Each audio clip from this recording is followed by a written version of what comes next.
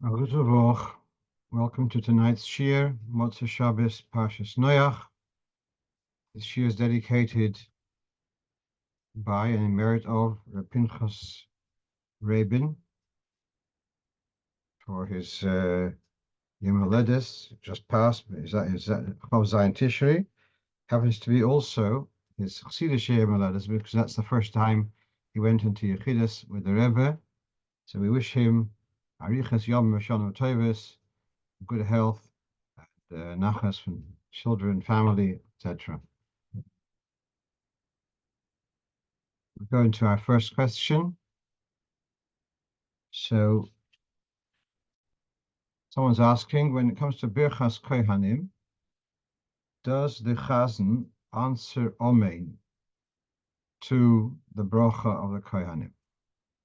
Now, when I say the question, the bracha of the Kohanim, you can understand two things. Does it mean haShono b'kedushaso shel Aaron v'ochas am Yisrael b'ava? Do I mean the bracha as in Yavarechecha Yair and Yisra? I think the halacha for both of them is the same. And let's go. We start off with the Mishnah in Brachas, Perik Hey, Ha'oiver lifnei hateva, which means the Chazan, Lo yane achar haKohanim Omein. You should not answer Omein after the Kohanim, mipnei hateiruf, because of confusion. So let's read carefully the Panorama. What is the concern? Well, first of all, which Omein are we talking about? So it's evidently he's referring to the Yavarecha Yair and Yisra. Everyone else answers Omein. Should he answer Omein there? And what is the concern? That he'll get confused. That what the Fisher Shliach Tzibur he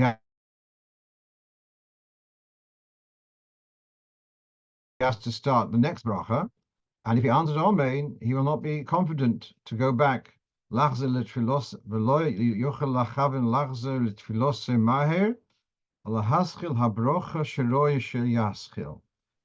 a bit confusing, the lashon of the Panorama.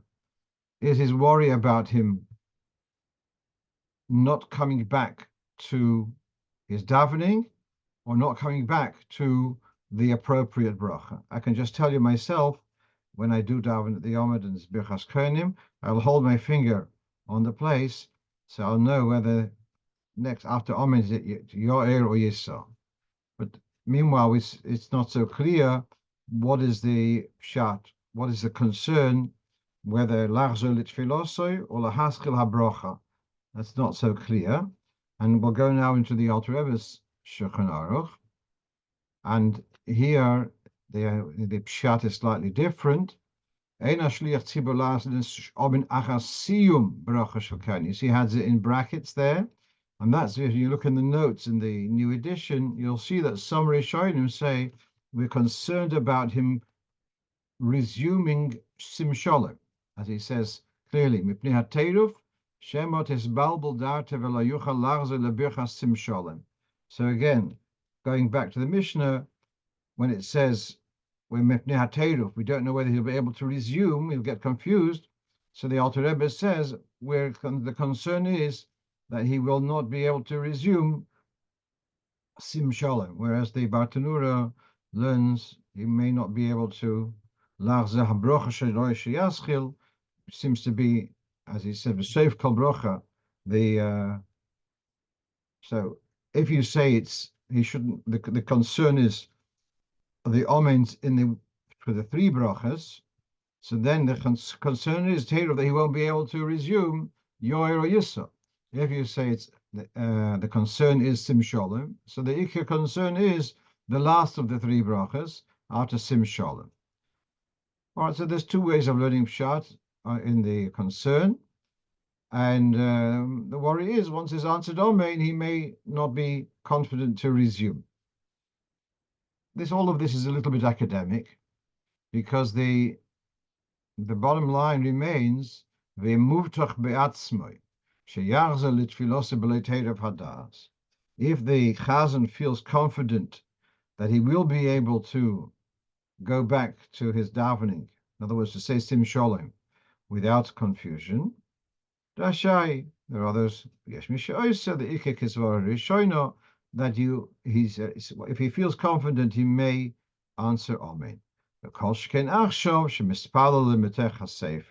Since invariably the Chazan has got a cedar in front of him, there's no concern, so no real concern for a mistake, and therefore he does go back. Sorry, he does answer Omein. Now, so it doesn't say clearly Omein after the brocha haShono. It seems to be clearly the Omein of the brochas of the Kohanim of Yerecha Yoyisel. But once we've established that you are allowed to, so the Birkas HaMitzvahs is also part of it. It's not a foreign entity; it belongs there. So if it's mafsik to say Birkas Kohanim, it might be mafsik also to say the brocha. To answer Omein to the brocha said before. I believe that's the common practice. Let's move on. So the next question we have is the following. Someone built a Sukkah before Sukkos, and in the middle of, the last day of Sukkos, he's had his breakfast, and his concern, the weather forecast is that it's going to be very windy. Possibly he's not going to be home even for the last days. So he wants to dismantle the Sukkah. So he's asking, can he dismantle the Sukkah? So on the spur of the moment, I said yes. And then, I don't know whether I shared with you last week about the Rov of Anash, about Baal Tosif and Baal Tigra. Anyone recognize that? No? So I mentioned last week a Rov of Anash, how the Torah begins with a base and ends with the lamed, and how therefore you have the word Baal Tosif and Baal Tigra. And no familiarity? No, didn't speak about it last week? Okay. So then very briefly, what's very interesting is that the Reb Levi points to the letters preceding the base and the lamed are Aleph and Chof, which is Ach, and the letters following the base and the lamed are Gimel Mem, which is Gam. So Ach is, however, which is a miut. Gam is a and also, which is a ribui. So the one is Baal Tigra, one is Baal Tosif. So I was using on Yomtov a sefer called Dayan Levi Yitzchok, which is a presentation of the ideas of Reb Levi. And there he says also in Sukkah. So this was on Shoshana Rabbah. And on Yomtov, on Sukkot, on Shmini Atzeres, I'm seeing this word in this Dayan Levi Yitzchok, that on Erev Sukkot, you're not meant to dismantle the Sukkah. Bal Tigra. Bal Tois, again, Bal Tigra. And then, if you want to sit in the Sukkah on Shmini Atzeres, in Eretz Yisrael, where you don't have any other space, and you need to use the Sukkah for your Sudas Yomtov. So it says you should dismantle part of the schach 4x4 tfochim. Otherwise, it looks like you're adding in another day to Sukkot, say Baal Tosif. So there I saw all of a sudden there is a business that you shouldn't be dismantling the Sukkah on Erev Sukkot because of Baal Tigra. All right. So now let's go into a little bit more in detail. So here we have a Mishnah in Sukkah Perik Dalet, and it says Sukkah Shiva Keitzad. The mitzvah of Sukkah is for 7 days.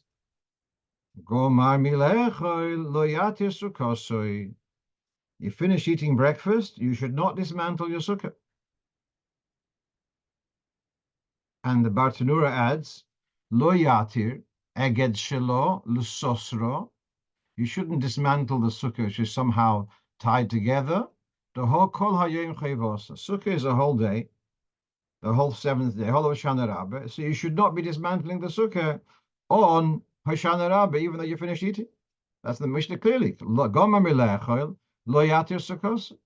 This Mishnah is brought la halacha. You can see on the left of the screen that it says even though you finished eating on Yom HaShvi Shachris, don't lo yistir Sukkos.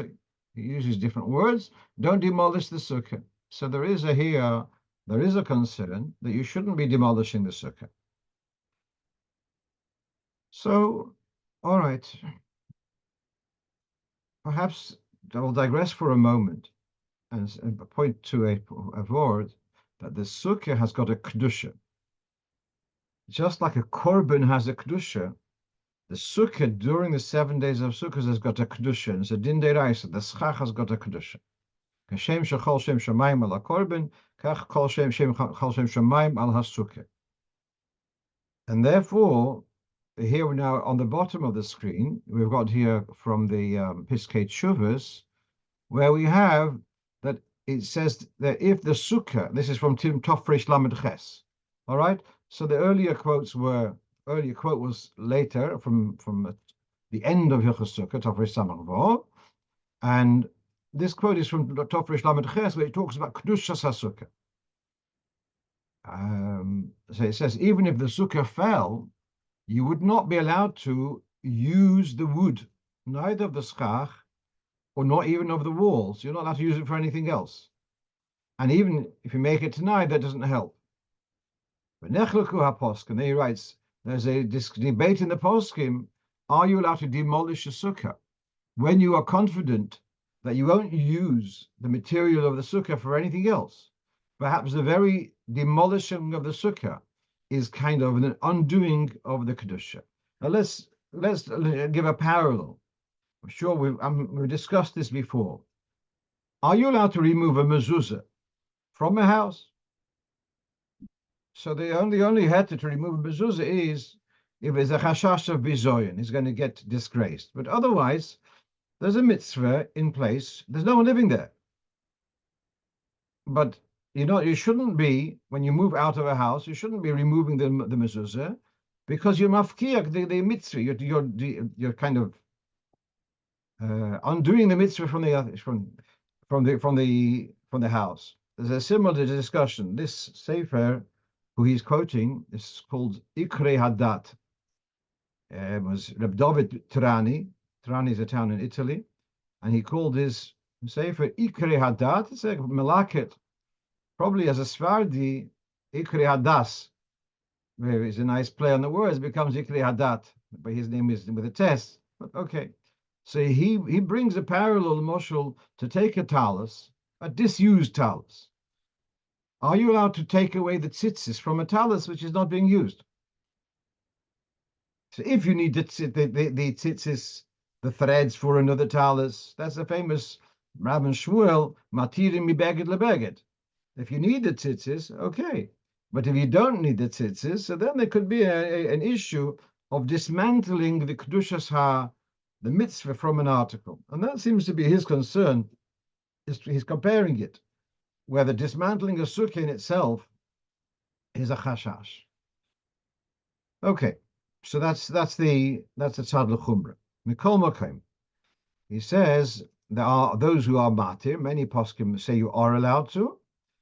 And he writes, the Piskei Tshuvos writes, it's only if you have a good reason to. Then, even if you have another sukkah, but if you have good reason to dismantle it, if there's no good reason, then there is an element of bizui mitzvah. So coming back to Lamaisa in our case, where he's worried that the strong winds will cause damage to the sukkah, I can see that as definitely being a concern of bizui mitzvah, that the sukkah will be in total disarray after a strong wind. So then there is a basis that one certainly can be matir to dismantle the sukkah. Now, just to finish off this point, when this person asked me on the phone, and they said it was on Hoshana Rabbah, I remembered years back a particular shliach who had built a sukkah on campus. And the way it worked out was there was no need for the sukkah more than 2 days. So he was asking, can I dismantle the sukkah? In addition, that he had good use for the schach at another sukkah, which he was going to have for Shmini Atzeres. At the time I looked into it, it was okay.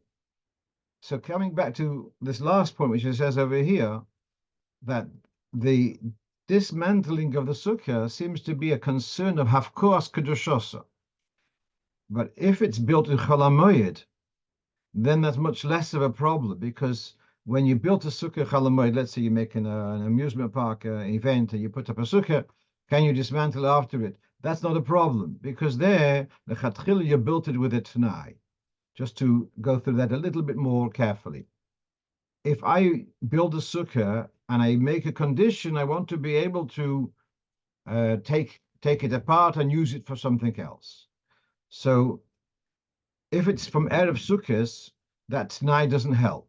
And the reason is because Yomtov, you cannot dismantle the Sukkah. So therefore, whether you like it or not, Yomtov, the Sukkah becomes sacred, and therefore it remains sacred for the rest of Yomtov. By contrast, if you make a Sukkah Chalamayid, then you can make a stipulation that I'm not releasing, so to speak, I'm not releasing it to the mitzvah totally. I want to be able to dismantle it. And therefore it does not have a kedusha as such, which cannot be dismantled.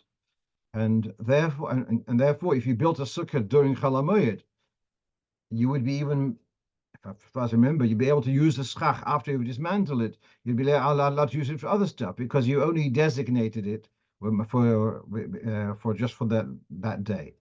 Okay. Someone's pointing out that when by a talus for a nifter, the tzitzis are removed or made posel. Yes, and that's a whole machlokas haShono about this. As far as I remember, there's a long tosfos and the famous story about someone who gave instructions. Forgotten who it was. Someone gave instructions that he should be buried in a kosher talus, and as the body was being lowered down into the grave, the one tzitzer got caught on something that was a metal stuck out from the side, and the tzitzer got caught there and it snapped as it was being lowered down, just to support the minhag. Okay. Let's move on. So here the third question which we have for today is about, we've gone through this in the past, whether someone's asking, he's got his front door somewhere in the States. So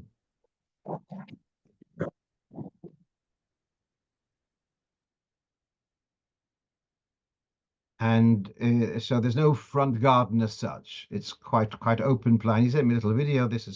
I took a snapshot from the video. So he's asking whether he's allowed to carry in this area in front of the door, in front of his front door. So as you can see in the picture, that's like a porch, and it's got three walls: the wall where the door is, and then there's a door to either. There's a wall to either side, and it's so the fourth side is totally open to the street. So can you carry there or not? So let's read what we have from the Shulchan Aruch. This is in Siman Shin Samach Aleph.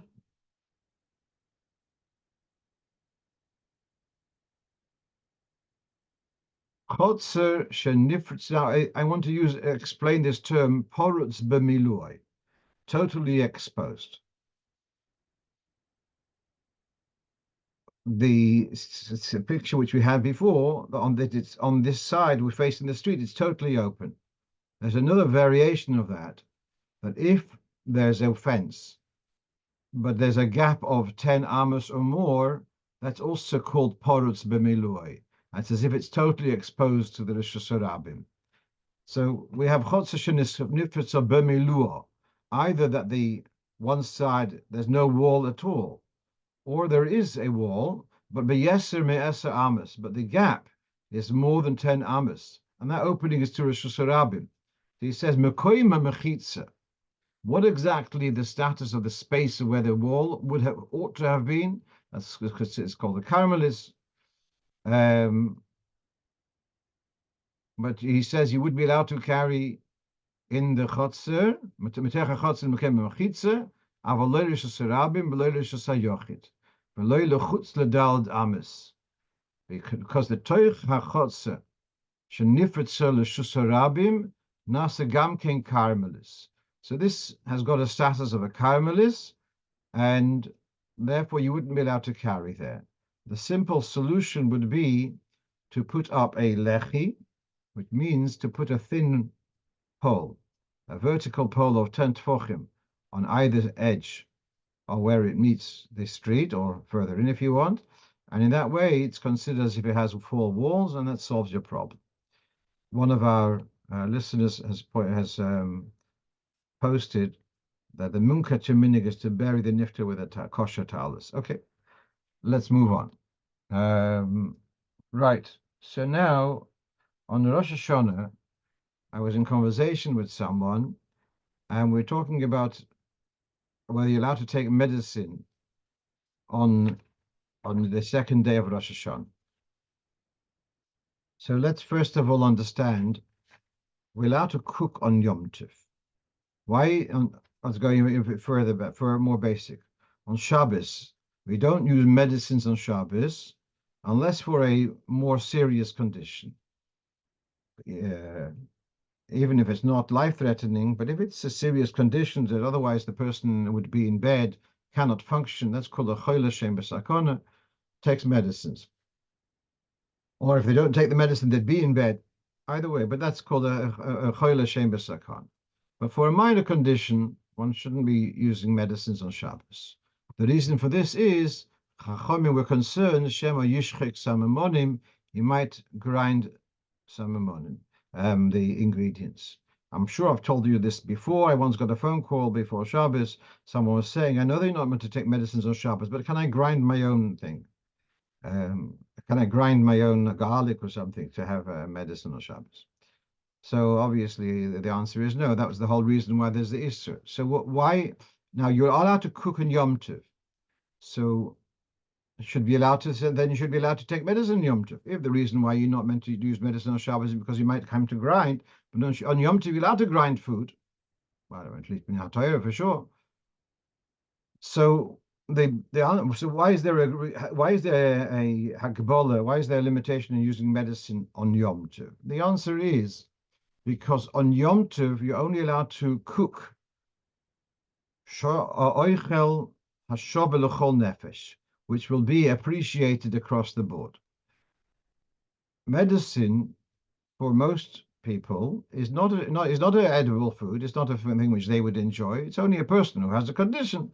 So there's this argument. It's not shov l'chol nefesh. That's the way some Rishonim learn pshat. Why you're not meant to use medicines on Yom Tov the same as Shabbos. Now that argument you just said is actually debatable, because you could say, well, really, anyone who'd be in that condition would appreciate to have that, let's say, painkiller, whatever it may be. So why do you say it's not shov l'chol nefesh? It's subjective to this circumstance. But that's as I saw, it's a machlokas rishonim. I have a sefer Yomtov Kilchos, very much a contemporary sefer. It brings machlokas rishonim whether it's true to say that medicine is osur because of ein shov l'chol nefesh. Be that as it may, it does remain osur to use medicines on Yom Tov. Now we're looking at a seif in Siman Tov Tzadik Vov. That's the second Siman in Hilchas Yom Tov, and it talks about Yom Tov Sheni Shel Goliath. And here we have a seif which says there's no difference between the first day of Yom Tov and the second day, other than in relation to a mess, to deal with a person who had passed away, to bury them, so that it becomes like a chol l'chol dover. You could deal with the mess on Yom Tov Sheni. Let's leave that for the moment. Also, to put some kind of cream on the eye, even though there's no danger if you won't do it, it's already on the mend. And on Yom Tov Rishon, you wouldn't be allowed to do it only with a goy. To do it for you. On Yom Tov Sheni, you are allowed to put on that cream. Even because there is a bit of an illness, even though it's not a chayli kol haguf. If it would be a chayli, if it would be an illness which encompasses the whole body, as I said, that would you be allowed to use medicine. Here it's only a minor condition, and you're allowed to use medicine for that on Yom Tov Sheni. And then he goes on, for sure you'll be allowed to do other inyonim. Now, then he adds, "Chutz miyomtov sheni shel Rosh Hashanah." This concession that the second day of Yom Tov refuah is permitted doesn't apply to the second day of Rosh Hashanah. So the only concession on Yomtov Sheni of Rosh Hashanah is in relation to Emes, as it's in Yomtov Chavov, but the medicines, or if there is any other concessions on Yomtov Sheni, they would not apply to Yomtov Sheni Shel Rosh Hashanah. As we've discussed before, Yomtov Sheni Shel Rosh Hashanah is also kept in Eretz Yisrael, and the Chumrah of Yomtov Sheni is also that there were occasions that the Ikar Yomtov, even in Eretz Yisrael, was Yomtov Sheni if the witnesses had come late. Whatever the explanation is, but bottom line is that the heter to use medicines on Yomtov Sheni does not apply to the second day of Rosh Hashanah. That's the bottom line. Let's move on to our next question. Okay, so here in our Shul, there was a minyan, and the Kohen had gone home, perhaps. It was a late minyan. And it comes to Musaf, they don't have a Kohen, so they go a couple of doors away, knock on the door. Mr. Kohen, would you be so kind to come and help out and offer your blessings for our minyan? He says, yes, I'm coming, yeah. But by the time he came, they had finished Musaf already. So then the question is, more theoretical than practical. Could they do a Birkas Kohanim without Musaf, independent, a standalone? So here's the Lashon, a famous idea that says elsewhere. It says Kol Kohen shelo okar raglov ba'avoda. That was my first reaction. Lo okar raglov ba'avoda, shuv eino oile. So the person who asked me the question says he was okar raglov. It just took him a long time to get there. So does that make any difference? So before reading inside, the way you look in Shulchan Aruch, you see that although min haTorah, Birkas Kohanim has got nothing to do with Shemona Esrei, but the way the Chachamim framed it, it's going to be during Hazar Sashas, and it's going to be in Eretz Yisrael, there's going to be a Shachris and Musaf, and the only reason why it's not done at Mincha is because people would have wine with their lunch, and therefore by Mincha there'd possibly be have a chashash shichrus, there might be shikir with wine, and therefore not at Mincha. But really, for sure, the Chachamim framed the Birkas Kohanim that it should be within the profile of Chazar Sashas. So now let's read the Shulchan Aruch carefully. Kol Kohen she'eino oile laduchan koidem sheyasayim shashliach tziva birchas avoda. If the Kohen hasn't made a move to go to the platform before the Chazan finishes the Rov of Avodah, that's what it say, Avodah. Shuv eino oile. Then he's lost the opportunity, he cannot go and bench this tzibur. Shenemar vayiso Aaron as yod of El Ha'om vayivorachem. It says in the Torah that Aaron raised his hands to the people and blessed them. It says, then he went away from having processed the korban chatos.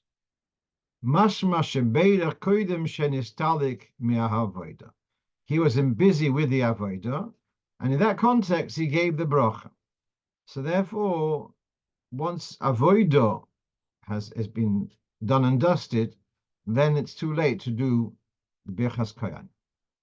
Lochein tiknu betfilo sheyalu hakoyanim laduchen koidem siyum birchas havodah. Therefore, it was seen by the Chachamim as important that the Birkas Kohanim should kind of have a link to the bracha of avodah, of the Hosheves avodah lidvi besech. Afim layalu laduchen mamish el. Even if they don't get to the platform in the front of the shul in time, ela she'oikrin raglehen La Lois, they started moving in Ritzei.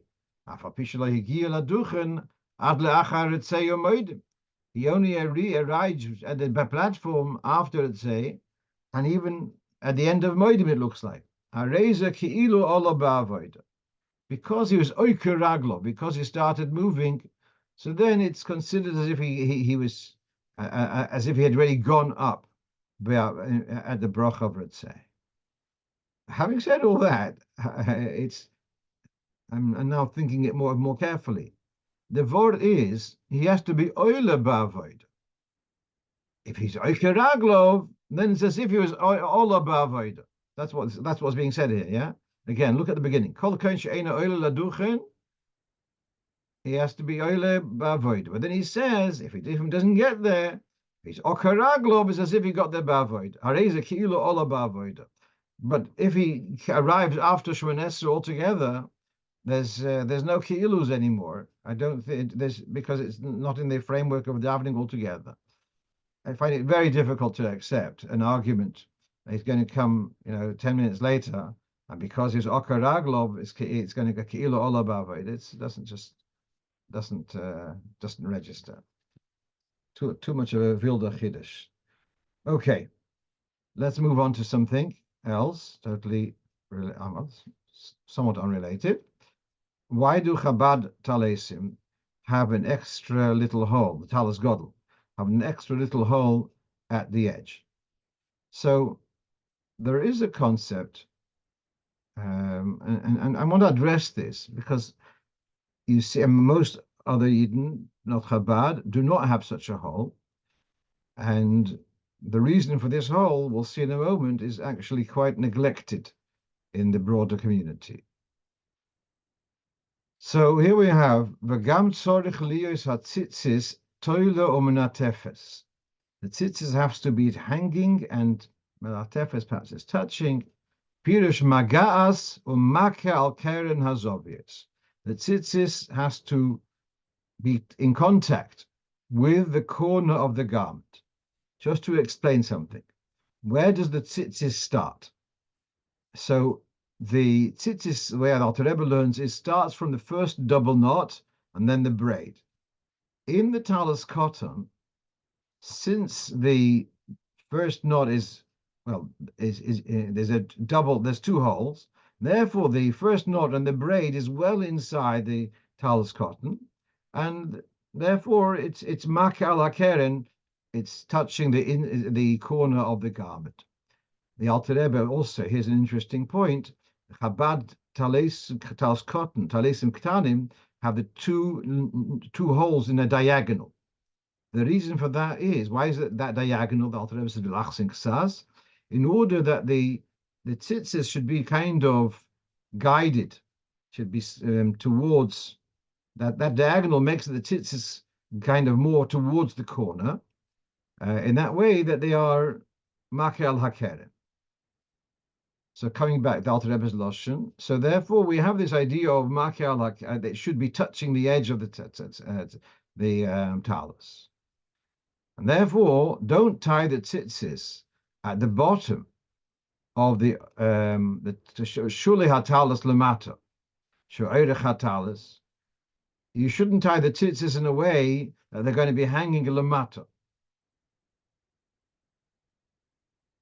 And so, because of this, the Alter Rebbe instituted. He wants to, in the Talis Godel, so the tzitzis, which has to be makal hakeren, doesn't start by the hole. It starts by the edge. It's only by the edge where you start tying a double knot, and then the braiding, and that we want that to be touching the corner. If it would hang straight down, that would be called tachas hakeren and tachas hakonov, not al hakonov. So the Alter Rebbe instituted chidush gadol to make another little hole, that after you've tied the first double knot, then you take the shamus and put it through this little hole. In this way, it's going to secure that the tzitzis is going to remain at the side of the talus and not hang straight down. And as I've said, I see so many people who are not wearing Chabad Talesim, and so their tzitzis are hanging straight down, and they're probably unaware that there's any issue about it. But there is an inyan that it should be lechatchila. It should be dafke, that the tzitzis, as you can see in the picture on the upper part of the screen, that the tzitzis should be, the first part of the braid should be knocking the side of the garment and not hanging straight down. just to compare to the way it is in the Shulchan Aruch and the Mishnah Berurah. So we have here in the Shulchan Aruch, Yesh Oimrim, yeah, the Mechaber brings a Yesh Oimrim, that one should be careful that the tzitzis should be placed l'oirech hatalis. Now the word oirech and roichev is confusing here because the talis typically is longer from side to side than from top to bottom. So the oirech ha'odom is the roichev hatalis, and the oirech hatalis is the roichev ha'odom. So where he says the tzitzis should be at the far end of the talis to your sides, and that's called li'oirech hatalis.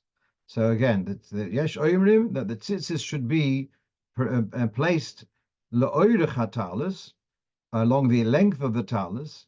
The ba'inon, because there's a requirement, shetahenu tefes ala keren, pirush tolu ala keren. It should be hanging and touching the corner. If the tzitzis were placed on the width of the talus, which means to the length of the person hanging straight down, it's hanging straight to the ground. It's missing out in this inyan of Makeh al HaKeren. On this, the Mishnah Berurah says that this requirement of Makeh al HaKeren, or Noitef al HaKeren, is Bein B'shas Tatliya or Acharka. It should be both when you're making the tzitzis and when you are wearing them. If they do slip down, you should put it back in place. He says, it's not an issue. Okay. But so I find it so interesting. It's a din of Shulchan Aruch, and okay, it's a lachatchila not b'yakev b'di'evet. But it seems to be widespread that people are not very conscientious about this. And the Alter Rebbe was extremely concerned, as you can see.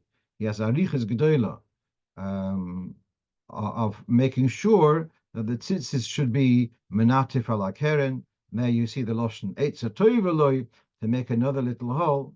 Yeah, I'm going to just mention that I've seen some of these ready-made talesim. People buy ready-made talesim, and I've seen that of late, last few years, whoever makes them makes this loop very, very large, which is, I think, is misguided. It should be made in a way that the tzitzis should remain fairly firm to the side of the talus. They shouldn't be able to hang down. Okay, let's move on. Now, this one I don't have an answer for, and that is that in Kabbalah, you've got a talus godel. It's called a makif.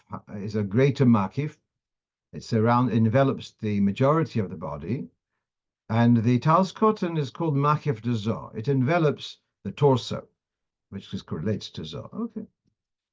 So here the Alter Rebbe writes, the gam nochen li zoher, one should be particular that the two sides, the tzidei beis hatzavor l'maylo, the two edges near the corners of the collar, eitzel hasavor, they should be tuchufim zeh lo zeh, they should be connected to one another, attached to one another, ayidei kashiro, they should be tied with meshichos, with ribbons, or ayidei krosim, with hooks, so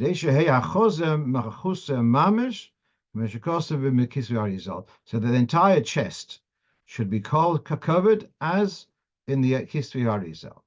Now, as I said, this is Al Pi Kabbalah, nothing to do with, in Halocho, it's not an issue.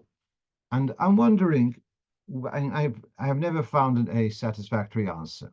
You go and buy a Chabad talus cotton, and it's got the diagonal holes for the tzitzis, and it's got a huge hole for the neck, and it's typically going to be round or oval. Why is there that large hole? And you see other people wearing talisim ktanim where the hole is more made like a T shape, and that because it's a T shape, then you can close a button to enclose that it should be closer to the neck. But Gashmi is, yeah, this is much more comfortable, these huge holes, but it seems to be somehow we're missing out on this on closing the talis cotton, that it should be close, enclosing the entire chest. I don't have an answer to that. Perhaps approach one of the manufacturers of the talisim ketanim. Why do they do this for Chabad talisim ketanim? Right. Let's move on. So here's an interesting development.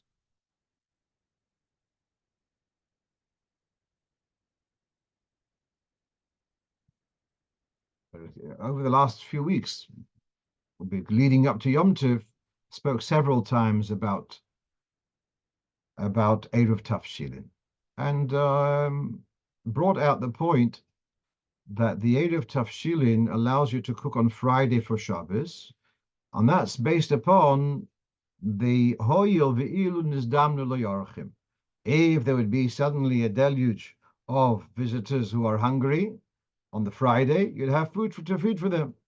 And therefore, you're allowed to cook on Friday for Shabbos, because it's, I mean, we had a whole discussion about Ben Drasoi, if you remember this.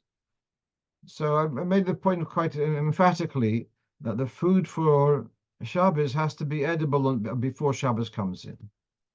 So a shliach sends me a web message on Friday.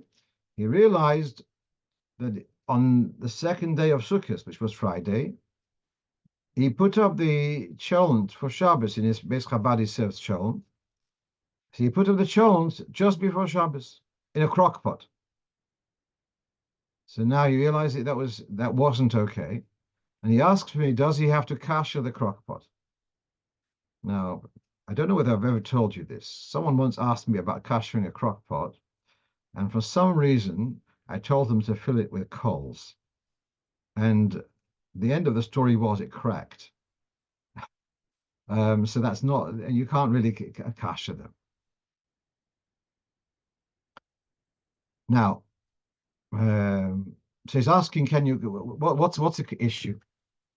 If by putting up the cholent so close to Shabbos, he had violated Yomtov, so he'd cooked on Yomtov. So if he cooked on Yomtov, so then not only is the food not okay, which he's not asking now because it's 2 weeks since that Friday, but he's asking about the keli. Now, if a person, now, Halocho, as far as I remember, in Simashin Yotches, if a person cooks on Shabbos b'mezid, so then not only is the food osur for loy le'olam, but also the pot has to be kashed. If the person wants to now become a tshuva, he'll have to kasher his pot also. I have to tell you a little story. I heard from Rabbi Telsner that there was a conversation about someone who's married to a non-Jewish woman. So Rav Shalom Arozov, he says, if she's cooking, so it'll be bishul akum.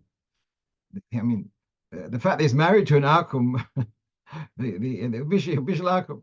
So someone was asking me that he goes and he kashes a kitchen, and the people keep kashrus now, but they're not keeping Shabbos. So now that means their kelim are also because of bishul b'Shabbos. I said, this guy's got a bigger problem. He's cooking on Shabbos. Never mind the taste of the bishul b'Shabbos. Yeah. So there is this concept of Maaseh Shabbos. Maaseh Shabbos becomes osur, and that's why he's asking: does his crock pot now have a problem, a stigma? It's got bishul b'Yomtov, bishul b'Isur b'Yomtov.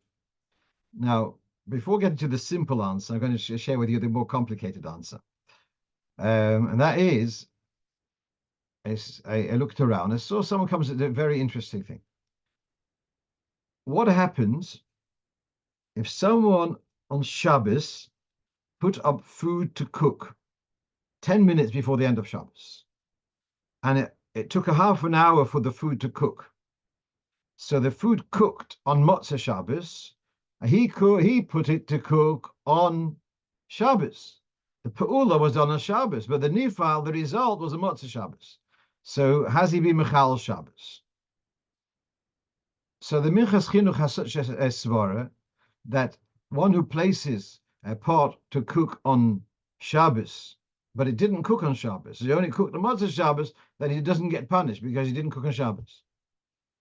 So taking that svara, he wants to say like this: when the fellow puts up a crock pot on Yomtov, but he didn't cook on Yomtov, only cooked on Shabbos. So he didn't cook on Yomtov. It cooked on Shabbos. That happened by itself, but he didn't violate Yomtov because it didn't cook on Yomtov. That's svara. So so just like the Birkas Chinuch is acquitting the fellow who put up food to cook the 10 minutes before the end of Shabbos, this fellow who put up food to cook 10 minutes before the end of Yomtov, and it only cooked on Motzei Yomtov, which was Shabbos, incidentally, so he shouldn't get punished. So that's his chap. It's not. So this is quoted in a sefer called Migdonis Eliyahu, which I've found as a very nice style of writing. Rav Rubinstein. You may remember this.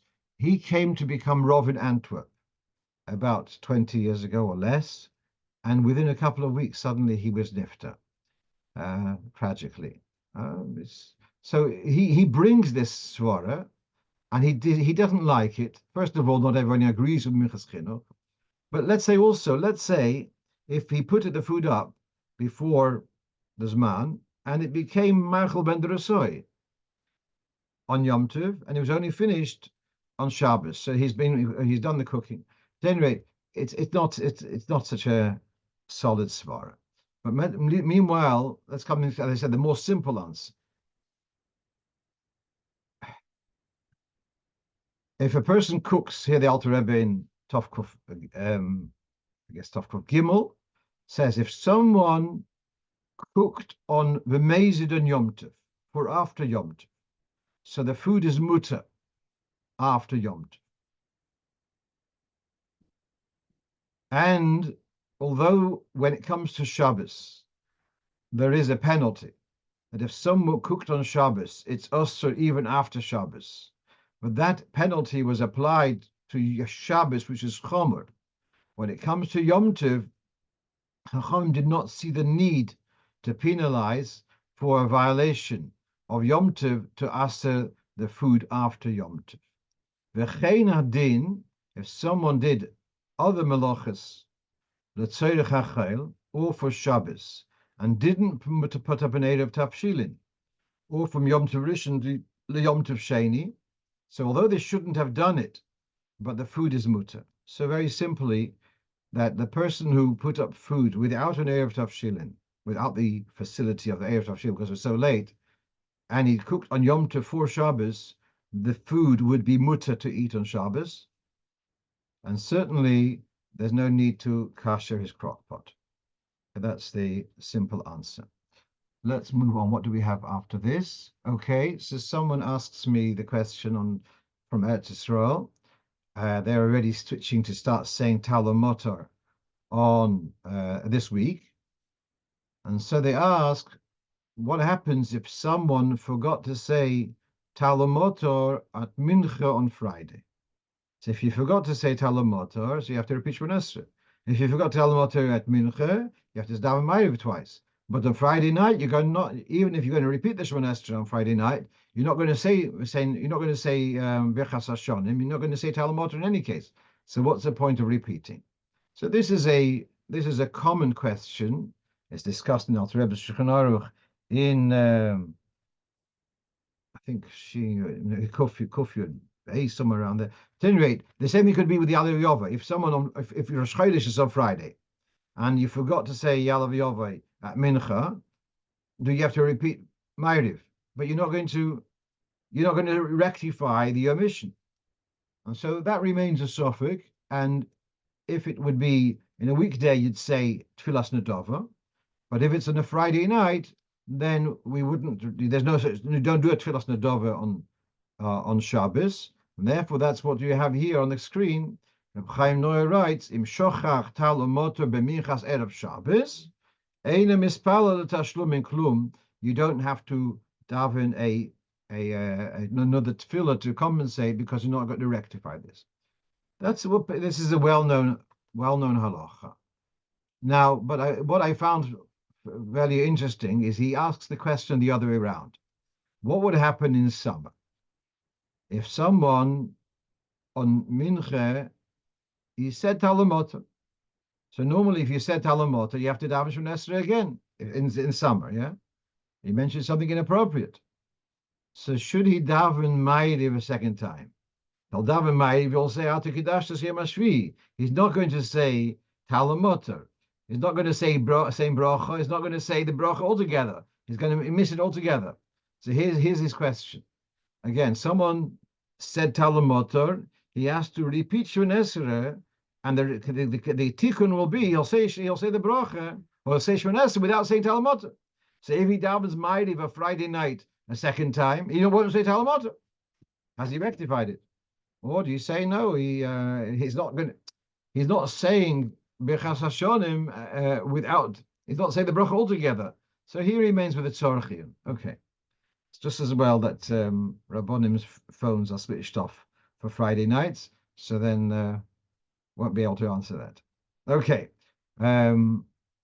couple of feedbacks which I'd like to share with you, and one is I had a discussion a couple of weeks ago about, I gave the example of, you've got in Crown Heights, many girls are sharing basements, and then they eat Shabbos meals here and there and everywhere. Shkoyach to the very, very welcoming community of Crown Heights for the tremendous achnosos orchim. Meanwhile, here's a question about Hadlokas Neiris. And my question was, what's the point of lighting, several girls lighting candles in that basement when they're not eating there? I went to that discussion. So what came up also was, if you're sleeping at one place and you're eating elsewhere, where do you light? And does it make sense to light in your place where you're sleeping if you're not going to have benefit from the candles? That was a discussion, and suggested perhaps to make kiddush there. So what about, this is such a common situation. You've got a couple of guests. They're guests of another family who are making a family simcha. So they're going to be eating at the Sheva Brachos or something, and they're sleeping at this home. Where should they bench licht? Now, what about if the guest will light at the table or near the table where the host and the host family is eating?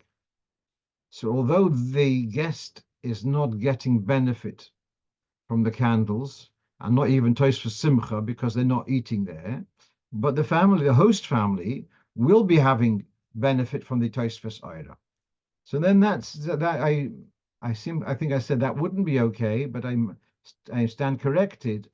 The Piskei Teshuvos, he says, then I'm going to read this in Reish Samach Gimel. He writes, know that oirachas, a guest, could light her candles in the dining area, even if she and her family are not eating there, they're eating elsewhere.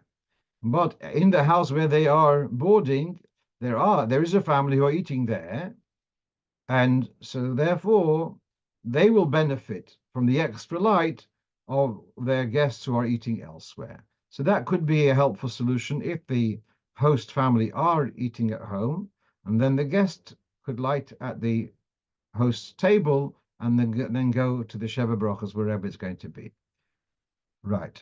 That doesn't solve the problem with about lighting in a basement where then no one's eating there. Perhaps they could go and light in by the host family upstairs. That might be a solution. Okay, let's go one last thing. And this was a bit of a mistake of mine. I asked the question. We had a discussion about saying Minchosim Niskeim twice.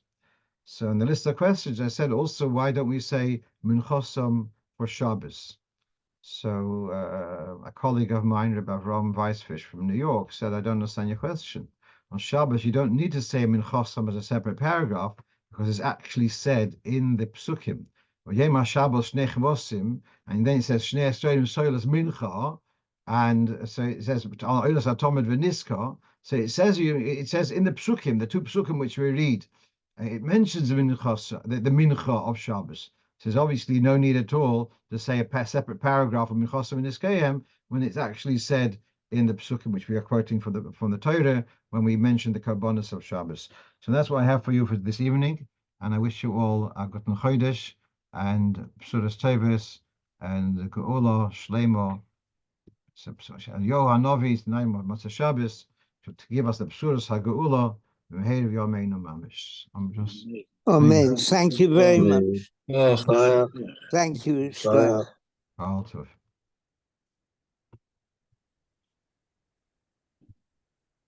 Okay.